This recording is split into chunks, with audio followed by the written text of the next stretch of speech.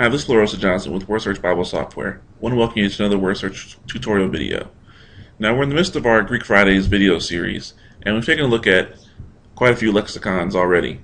Taking a look at BDAG, TDNTA, and a few others that I find really helpful.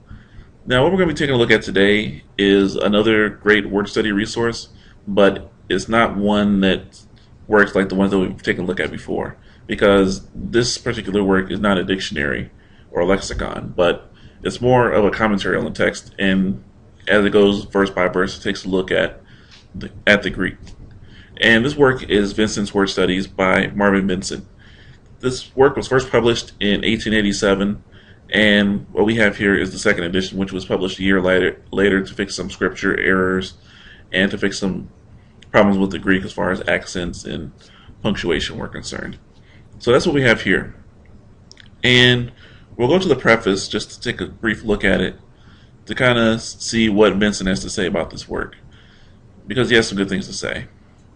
And the first thing he says is that this particular work is somewhat different because he knows that there have been many attempts to do the kind of work that he's done as far as going through the scriptures, but he wants to kind of put his work midway between being an exegetical commentary and a lexicon and grammar. So tries to bring in the Greek and tries to be a commentary at the same time. So that's really what this work is. It's a lexicon and a commentary joined together into one.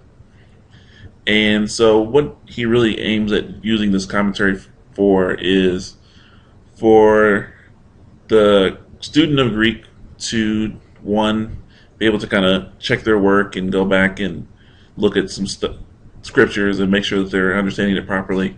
Or for those people who may not even know Greek, this serves as a really great resource to get people introduced to Greek and learn some things about it, learn about some of the idioms and so forth that are in the Greek and come over to English, and Vincent tries to explain those as best he can. And he says here in these 8 points, he kind of goes and shows some of the things that a person who may not know Greek may come to understand, where he says you'll be able to learn the history of a Greek word and how it's used as far as its meaning and all of its different variations and how it's grown.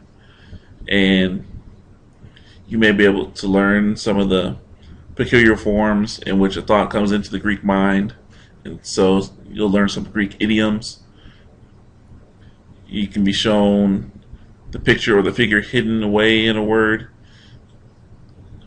You can learn some Greek synonyms.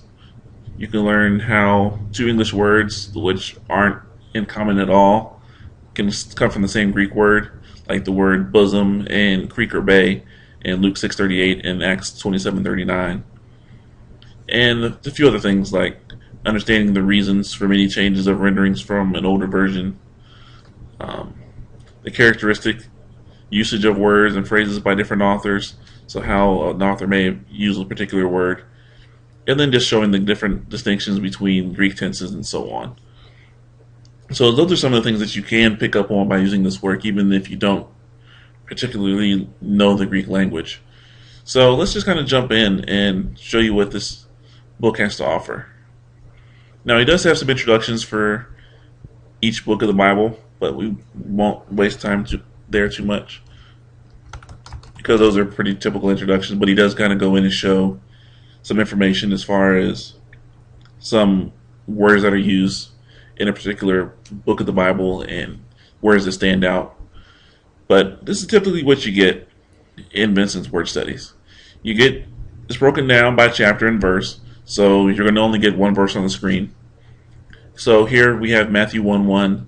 Then he's got the word Christ, which then has the Greek followed by it, so Christos. And then he kind of goes in and gives you a full discussion on that. And it kind of starts off showing that this is an adjective, where most people consider it a noun, where it's really an adjective. And then he gives you the meaning, where it comes from. So it comes from the word kreo, which is to anoint. And how it's a translation of the Hebrew word Messiah or Mashiach. And this kind of goes on and gives you a full discussion with cross-references and everything. Then he also goes in and talks about the Son, which is huios, and how it's related to the word teknon and how they're used interchangeably. So you just get a whole lot of different information. And let's say we open up a Bible and put them side by side, and we go to a different passage in our Bible, like Acts 28:30, and you see that it's going to sync automatically because it works just like a commentary would, even though it is in the word study section. So that's one of the things that's really nice about that particular work, is that it syncs like a commentary because it is a commentary. So as you're reading in your English Bible, you can come over to Vincent's and get a full discussion on the Greek.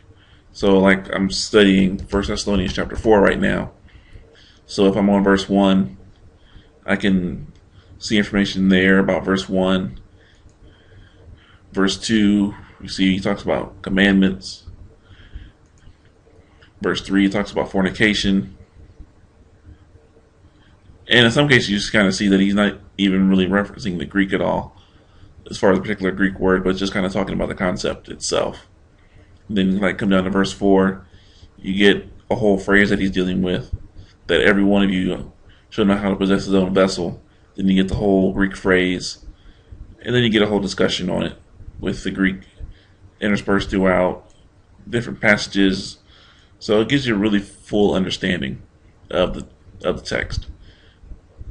And as I've also shown you before, you can also use the Cross-Reference Explorer, because this is one of those works that's really valuable with the Cross-Reference Explorer. Like, let's look at our Acts 28:30 passage again. So again, we got our word studies collection, and we got all of our word study books here. Then we see Vincent's. Then we can see here, click on this one for 2, and we see that it's used twice here for Acts 28:30. So this is actually a passage.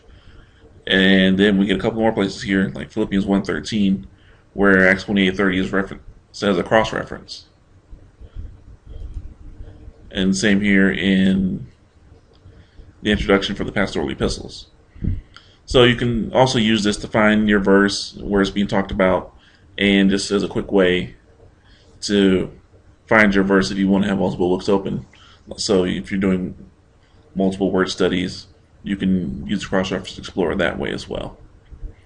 So unlike most lexicons where you're going to go in and look up a particular word, you're going to use this one more as a commentary.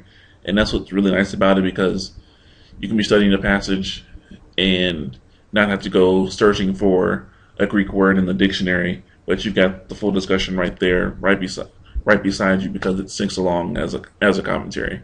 So that's really nice, and this is a really helpful resource, and it's one I use quite often when I'm trying to understand a Greek idiom or a particular phrase or something.